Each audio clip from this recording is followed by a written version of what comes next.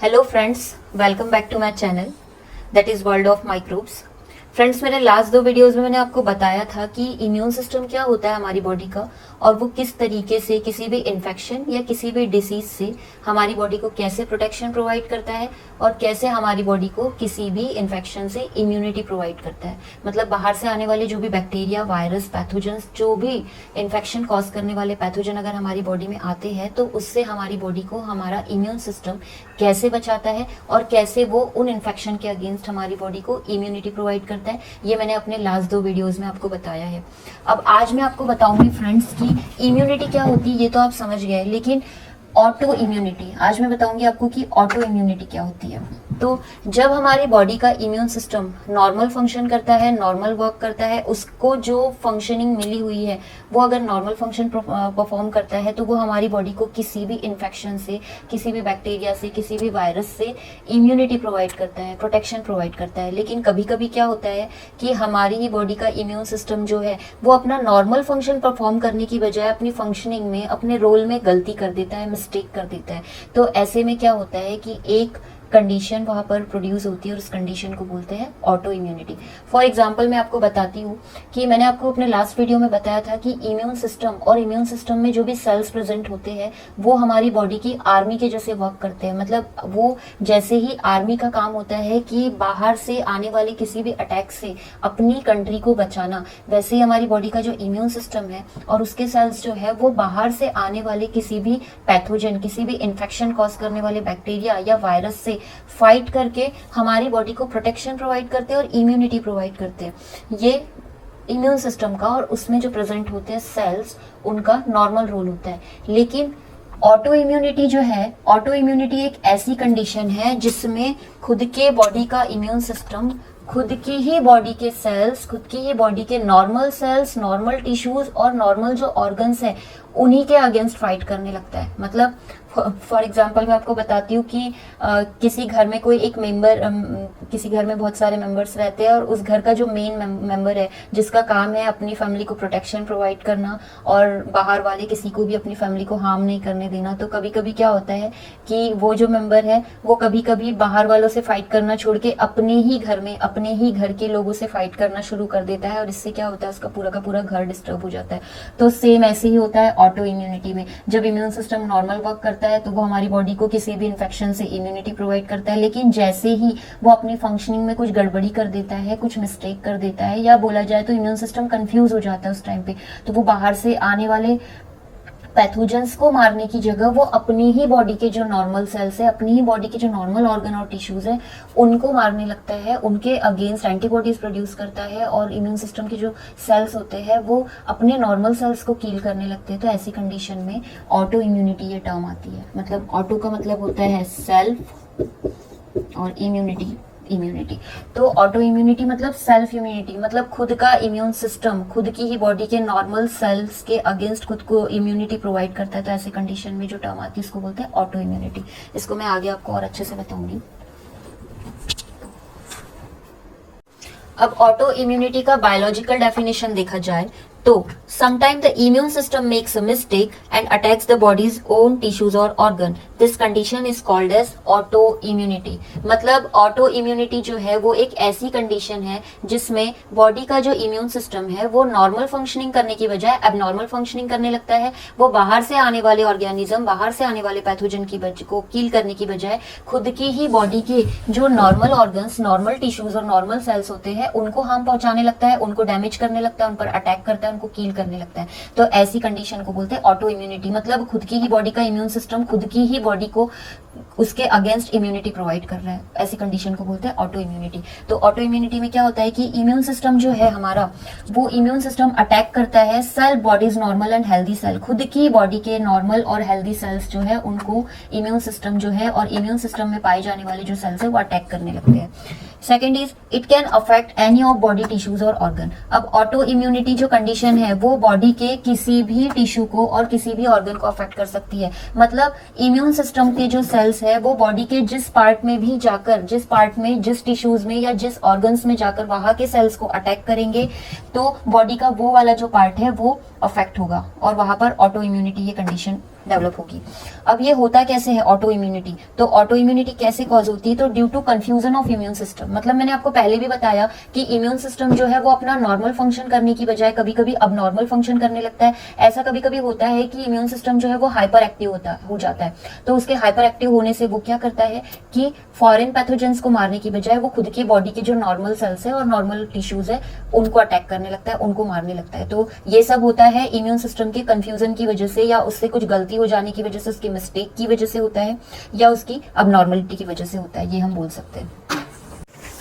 अब friends auto immunity की वजह से बॉडी में ऑटो इम्यून डिसऑर्डर होता है। तो जो भी पर्सन या जो भी पेशेंट वो ऑटो इम्यून डिसऑर्डर से अगर सफर कर रहा है, मतलब अगर उसको ऑटो इम्यून डिसऑर्डर हुआ है, मतलब उसकी बॉडी का इम्यून सिस्टम अगर उसके बॉडी के नॉर्मल सेल्स को ही किल कर रहा है, नॉर्मल सेल्स से फाइट कर रहा है और उसके बॉडी के नॉर्मल ऑर्गन और टिश्यूज को डैमेज कर रहा है, तो ऐसी कंडीशन में वो जो पेशेंट है या वो जो पर्सन है जिसको ऑटो इम्यून डिसऑर्डर हुआ है, उसकी बॉडी में कुछ कॉमन साइंस और सिम्टम्स दिखते हैं। ठीक है, तो auto immunity auto immune disorder की जो कॉमन साइंस और सिम्टम्स है उसमें पहला आता है फटीग। मतलब जिस पर्सन को ऑटो इम्यून डिसऑर्डर हुआ है उसको हमेशा थकावट लगेगी, क्योंकि उसकी बॉडी का इम्यून सिस्टम उसके नॉर्मल सेल से लड़ रहा है। तो ऐसे कंडीशन में उस पेशेंट को या उस पर्सन को हमेशा थकावट महसूस होती है। Second is joint pain and swelling. अब ऑटो इम्यून डिसऑर्डर जो होता है वो बॉडी के किसी भी सेल को, किसी भी ऑर्गन को जाके अटैक कर सकता है। तो अगर बॉडी का इम्यून सिस्टम जो है वो किसी भी पर्सन के जॉइंट्स पे जाकर अटैक कर रहा है, बॉडी के किसी भी जॉइंट पे, तो वहां पर क्या होता है कि उस पेशेंट को या उस पर्सन को जॉइंट पेन होने लगता है और उसके जो जॉइंट्स है वहां पर स्वेलिंग आ जाती है। ठीक है। Third is skin problems. अब ऑटो इम्यून डिसऑर्डर जो है वो जिस पर्सन को होता है उसको स्किन प्रॉब्लम्स भी होते हैं। जब बॉडी का इम्यून सिस्टम बॉडी के नॉर्मल सेल्स मतलब स्किन सेल्स पे अगर जाकर अफेक्ट करेगा तो वहां की जो स्किन सेल्स है वो स्किन सेल्स जो है वो डेड हो जाएंगे, या वो स्किन सेल्स जो है वो इनएक्टिव हो जाएंगे, जिसकी वजह से वहां पर स्किन जो है वो ड्राई हो जाएगी, इची हो जाएगी और स्किन पे पैचेस भी दिखने लगेंगे। तो ऐसी कंडीशन में स्किन प्रॉब्लम्स भी होती है। जिस पर्सन को ऑटो इम्यून डिसऑर्डर होता है उसके अगर स्किन सेल अफेक्ट हुए हैं ऑटो इम्यूनिटी से तो उसको स्किन प्रॉब्लम्स होगी। ये कॉमन साइन एंड सिम्टम है। फिर रिक्योरिंग फीवर। अब ऑटो इम्यून डिसऑर्डर जिस पेशेंट को हुआ है उसको बार बार ऑन ऑफ फीवर आते रहेगा। ऑन ऑफ फीवर मतलब उसको कुछ दिन के ड्यूरेशन में फीवर चढ़ता उतरता रहेगा, क्योंकि आपको पता है कि जब भी हमारी बॉडी में बाहर से कोई इन्फेक्शन आता है तो हमारी बॉडी जो है वो अपना टेम्परेचर बढ़ाती है, जिसकी वजह से हमको फीवर आता है। अपनी बॉडी को का टेम्परेचर हाई करती है खुद की बॉडी, मतलब खुद की बॉडी को गर्म करती है, जिसकी वजह से बाहर से आने वाला जो पैथोजन है, जो भी बैक्टीरिया वायरस है वो किल हो जाए। तो ऑटो इम्यून डिसऑर्डर में क्या होता है कि इम्यून सिस्टम खुद की ही बॉडी के सेल्स को अपना दुश्मन समझने लगते हैं और उनको मारने के लिए अपनी बॉडी का टेम्परेचर रेज करते हैं। तो इसीलिए ऐसी कंडीशन में उस पेशेंट की बॉडी में हमेशा ऑन ऑफ फीवर चढ़ता रहता है। And last point is swollen glands. मतलब ऑटो इम्यून डिसऑर्डर, हमारी बॉडी में बहुत सारी ग्लैंड्स प्रेजेंट होती है और वो ग्लैंड्स का अलग अलग सिक्रीशन भी होता है। तो अगर ऑटो इम्यून डिसऑर्डर जो है वो किसी भी पर्सन के ग्लैंड्स पर जाकर अफेक्ट कर रहा है, मतलब इम्यून सिस्टम किसी भी पर्सन के ग्लैंड्स के सेल्स को जाकर किल कर रहे हैं या ग्लैंड्स के सेल्स को जाकर डैमेज कर रहे हैं, तो ऐसी कंडीशन में उस पेशेंट या उस पर्सन की बॉडी की जो ग्लैंड्स है वो ग्लैंड्स अफेक्ट होगी और उन ग्लैंड्स में स्वेलिंग आएगी। और ऑटो इम्यूनिटी जो है ये इसके जो सिम्टम्स है वो वेरी करते हैं according to tissue and organ affected. मतलब बॉडी के जिस ऑर्गन में जिस टिश्यू में जाके इम्यून सिस्टम अटैक करेगा, जहां के सेल्स को जाके वो किल करेगा, उसके अकॉर्डिंग ये साइन और सिम्टम्स जो है वो अलग अलग हो सकते हैं। मतलब अगर जॉइंट्स पे जाकर वो किसी पेशेंट के अटैक कर रहा है इम्यून सिस्टम, तो उस पर्सन को जॉइंट्स पे जॉइंट पेन होगा, स्वेलिंग होगी। किसी पर्सन के स्किन पर जाकर अटैक कर रहा है तो उसको स्किन प्रॉब्लम्स होगी। लेकिन फटीग जो है ये कॉमन साइन एंड सिम्टम है, और फीवर जो है ये भी कॉमन साइन एंड सिम्टम है कि फीवर हर उस पेशेंट को चढ़ेगा उतरेगा ही जिसको ऑटो इम्यून डिसऑर्डर हुआ है। और अगर ग्लैंड्स पे जाकर वहां पर वो अफेक्ट करेगा तो उस पर्सन की जो है बॉडी की ग्लैंड्स जो है, जो भी ग्लैंड अफेक्ट होगी इम्यून सिस्टम से, वो ग्लैंड स्वेल हो जाएगी।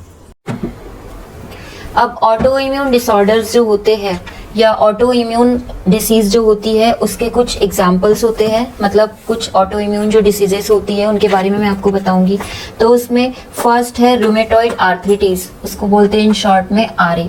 अब रूमेटॉइड आर्थराइटिस जो है इसको हिंदी में या मराठी में बोलते हैं संधिवात। फ्रेंड्स आपने वात, ये डिसीज का नाम, इस बीमारी का नाम सुना होगा, कई लोगों के मुंह से सुना होगा कि वात हो जाता है उनको। वात मतलब उनके बॉडी के जो जॉइंट्स हैं, मेनली हाथ और पैर के जॉइंट्स, हैंड्स और लेग्स के जो जॉइंट्स जॉइंट्स होते हैं वो जॉइंट्स जो है वो अफेक्ट होते हैं इस डिसऑर्डर में। और एक ये ऑटो इम्यून डिसऑर्डर है जिसमें कि उस पेशेंट का जो इम्यून सिस्टम है वो इम्यून सिस्टम उसके बॉडी के जो जॉइंट्स है वो जॉइंट्स पे जाके अटैक करता है, वहां के सेल्स को जाके डैमेज करता है। तो ऐसी कंडीशन में उस पर्सन को रूमेटॉइड आर्थराइटिस मतलब संधिवात ये डिसऑर्डर होता है, ये डिसीज होती है। अब इस डिसीज में क्या होता है, तो मेनली ये जो डिसीज है वो अटैक करती है जॉइंट्स को। मतलब आप देखना कभी कि जो संधिवात के जो पेशेंट होते हैं उनके जो हाथ और पैर के जॉइंट्स होते हैं वो पेनफुल होते हैं, उनको दर्द होता है, साथ में वो जॉइंट्स में हमेशा रेडनेस दिखती है क्योंकि वो जो उनके जॉइंट्स अफेक्ट होते हैं वहां पर स्वेलिंग आ जाती है, और स्वेलिंग के साथ रेडनेस आ जाती है, इन्फ्लामेशन होता है, उनको वहां पर जलन होती है और स्वेलिंग आ जाती है। और जैसे जैसे उनकी ये जो डिसीज है, उनकी ये जो बीमारी है, इसका टाइम पीरियड बढ़ते जाता है, मतलब ज्यादा दिन होते हैं उनको संधिवात हुए तो वैसे में क्या होता है कि डिफॉर्मिटीज होने लगती है जॉइंट्स की। मतलब उनके जो जॉइंट्स मैं आपको दिखा रही हूँ, उनके जो हाथ है, हाथों के जॉइंट्स ऐसे हाथ टेढ़े मेढ़े होने लगते हैं और पैर भी ऐसे ही टेढ़े होने लगते हैं। तो डिफॉर्मिटीज हो जाती है, मतलब उनके जो जॉइंट्स का, उनके हाथ पैर का जो नॉर्मल स्ट्रक्चर है, नॉर्मल जो बनावट है वो चेंज होने लगती है और उनके हाथ पैर ऐसे टेढ़े होने लग जाते हैं। क्योंकि रूमेटॉइड आर्थराइटिस ये जो ऑटो इम्यून डिसऑर्डर है इसमें बॉडी का जो इम्यून सिस्टम है, उस पर्सन की बॉडी का इम्यून सिस्टम जिसको ये वात या आर्थराइटिस हुआ है उस पर्सन के बॉडी का इम्यून सिस्टम जो है उसके बॉडी के जो हैंड और लेग्स है उनके जॉइंट्स पर जाकर अफेक्ट करता है। तो जॉइंट्स के सेल्स जो है वो सेल्स डैमेज हो जाते हैं या कील हो जाते हैं, इस वजह से उस जॉइंट्स में पेनफुल स्वेलिंग आ जाती है और वहां पर डिफॉर्मिटीज भी हो जाती है। टाइम बढ़ते बढ़ते क्या होता है कि उस पेशेंट के हाथ और पैर के जो जॉइंट्स है और ऐसे टेढ़े होने लगते हैं, उसके हाथ पैर ऐसे टेढ़े टेढ़े होने लगते हैं। तो ये होता है रूमेटॉइड आर्थराइटिस में और ये बहुत ही पेनफुल होता है। जिस पर्सन को होता है ये जो कंडीशन होती है बहुत ही पेनफुल होती है। उनकी जॉइंट्स में रेडनेस आ जाना, स्वेलिंग आ जाना, जॉइंट्स में हमेशा पेन होना, फीवर रहना, ये सारे जो है सिम्टम्स ये रूमेटॉइड आर्थराइटिस मतलब संधिवात के पेशेंट को होते हैं। अब फ्रेंड्स, ऑटो इम्यून डिसीज का जो सेकेंड टाइप है वो है टाइप 1 डायबिटीज। आप सबने डायबिटीज इस डिसऑर्डर का नाम सुना ही होगा। डायबिटीज जो होती है उसमें क्या होता है कि पर्सन की बॉडी में ब्लड में शुगर का जो लेवल है वो बढ़ जाता है, मतलब शुगर का लेवल मेंटेन नहीं रहता, हाई ब्लड शुगर हो जाती है, तो उस कंडीशन को बोलते हैं डायबिटीज। तो डायबिटीज जो होती है वो मेनली 3 टाइप की होती है, एक type 1 diabetes, type 2 diabetes and pre diabetes. तो type 2 diabetes and pre diabetes जो होती है वो भी डायबिटीज ही है, उसमें भी बॉडी में ब्लड में शुगर का लेवल जो है वो बढ़ जाता है। लेकिन उन दोनों से ज्यादा जो क्रोनिक कंडीशन होती है, मतलब शुगर का लेवल जो ज्यादा अनबैलेंस्ड होता है या बढ़ जाता है, वो होता है टाइप 1 डायबिटीज में। और टाइप 1 डायबिटीज जो है वो टाइप है ऑटो इम्यून डिसीज का। मतलब टाइप 1 डायबिटीज उस पर्सन को होता है जिसकी बॉडी का इम्यून सिस्टम, उस पर्सन की बॉडी में पैनक्रिया जो है वो मैं आपको बाद में बताती हूँ, पैनक्रियास के सेल्स को जाके अटैक करता है जिस पर्सन की बॉडी में, उस पर्सन को टाइप 1 डायबिटीज होती है। तो अब मैं आपको एक एक कर बता दूं कि टाइप 1 डायबिटीज में एक्चुअल में होता क्या है। तो आप सभी को पता होगा कि हमारी बॉडी में बहुत सारे ऑर्गन्स होते हैं, तो उसमें से एक ऑर्गन है पैनक्रियास। ये एक ग्लैंड भी है जो कि सिक्रीशन करती है एक हार्मोन का। तो पैनक्रिया ये जो ऑर्गन है ये हमारे स्टमक के पास होता है और पैनक्रियास जो है ये जो ऑर्गन या ये जो ग्लैंड है वो सिक्रीट करती है एक हार्मोन को और उस हार्मोन का नाम है इंसुलिन। ठीक है, तो इंसुलिन, इस हार्मोन का काम क्या होता है, ब्लड में शुगर के लेवल को रेगुलेट करना और मेंटेन करके रखना शुगर के लेवल को।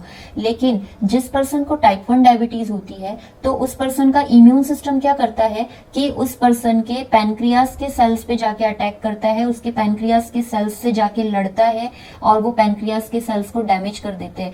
तो ऐसी कंडीशन में क्या होता है कि पैनक्रियास के सेल्स जिनका काम है इंसुलिन सिक्रीट करना, ब्लड में इंसुलिन सिक्रीट करना, वो सेल्स क्या करते हैं, इंसुलिन प्रॉपर अमाउंट में सिक्रीट नहीं कर पाते क्योंकि वो जो सेल्स है पैनक्रियास के वो डैमेज हो जाते हैं, क्योंकि इम्यून सिस्टम उनको के सेल्स उनको डैमेज कर देते हैं, उन पर अटैक कर देते हैं। तो ऐसी कंडीशन में जब पैनक्रियास के जो सेल्स है वो इंसुलिन हार्मोन को सिक्रीट नहीं कर पाते या बहुत ही कम अमाउंट में सिक्रीट करते हैं, तो ऐसी कंडीशन में उस पर्सन के ब्लड में शुगर का लेवल जो है वो बहुत बढ़ जाता है और उसी कंडीशन को बोलते हैं टाइप 1 डायबिटीज। अब टाइप 1 डायबिटीज जो होता है फ्रेंड्स वो थोड़ा सा डेंजर होता है, क्योंकि टाइप 1 डायबिटीज में क्या होता है कि इंसुलिन उस पर्सन की बॉडी में प्रोड्यूस नहीं हो पाता, सिक्रेट नहीं हो पाता, जिसकी वजह से उस पेशेंट का जो शुगर लेवल है वो बहुत हाई हो जाता है। और हाई ब्लड में शुगर का लेवल हाई होना ये एक अच्छा साइन नहीं होता है। ब्लड में शुगर का लेवल हाई हो जाने से क्या होता है कि धीरे धीरे उस पर्सन की जो ब्लड वेसल्स है वो डैमेज होने लगते हैं, और भी बॉडी के जो उसके दूसरे ऑर्गन्स है वो डैमेज होने लगते हैं, जैसे कि हार्ट हो गया, किडनी हो गई, ब्लड वेसल्स हो गए,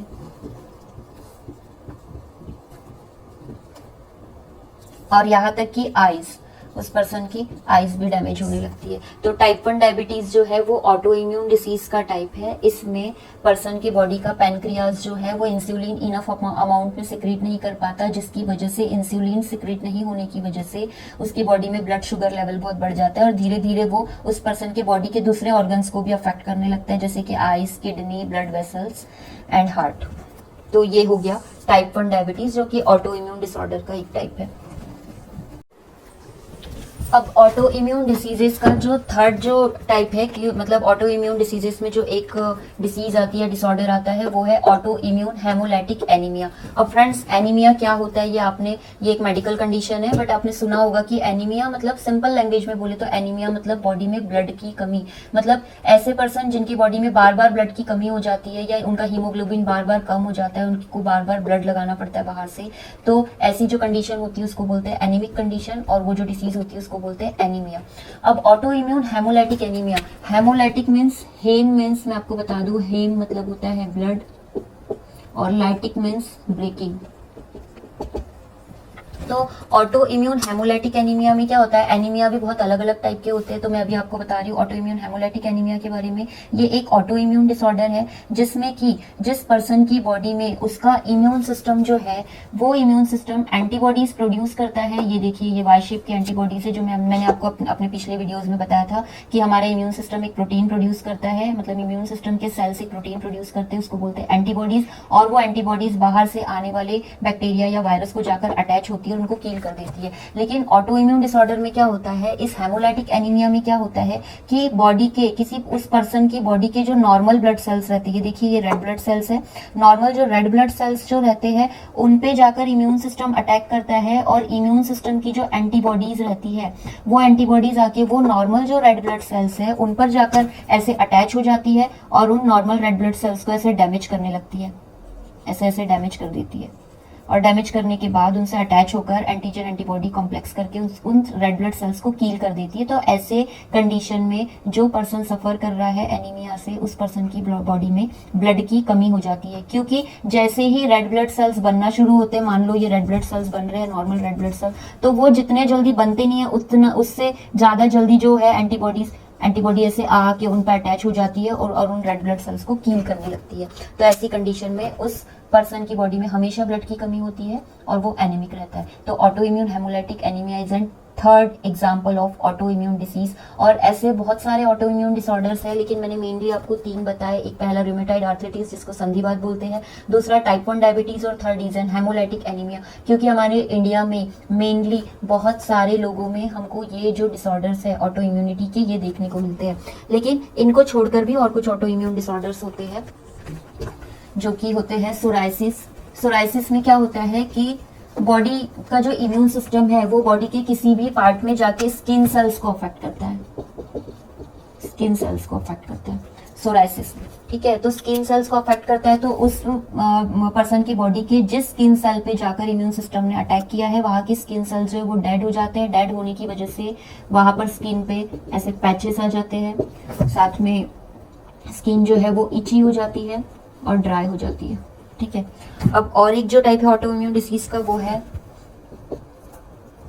ल्यूपस। ल्यूपस में क्या होता है, ल्यूपस में जॉइंट्स अफेक्ट होते हैं उस पर्सन की बॉडी के, साथ में स्किन अफेक्ट होती है, लंग्स अफेक्ट होते हैं, किडनी अफेक्ट होती है, और ब्लड, हार्ट, ऐसे मैक्सिमम ऑर्गन्स जो है वो ल्यूपस में अटैक होता है। तो मैं ल्यूपस और सोराइसिस और भी दूसरे ऑटो इम्यून डिसऑर्डर है, इनके बारे में मैं आपको शॉर्ट में बता रही हूँ।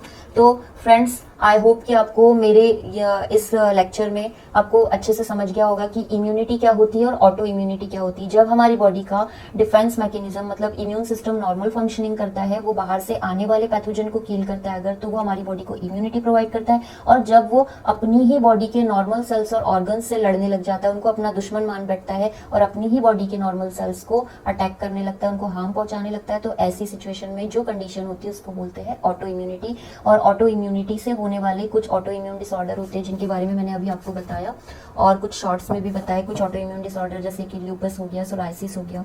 तो बस फ्रेंड्स, मेरे आज के इस वीडियो में इतना ही। आई होप आपको मेरा ये जो टॉपिक है वो अच्छे से समझ आया होगा।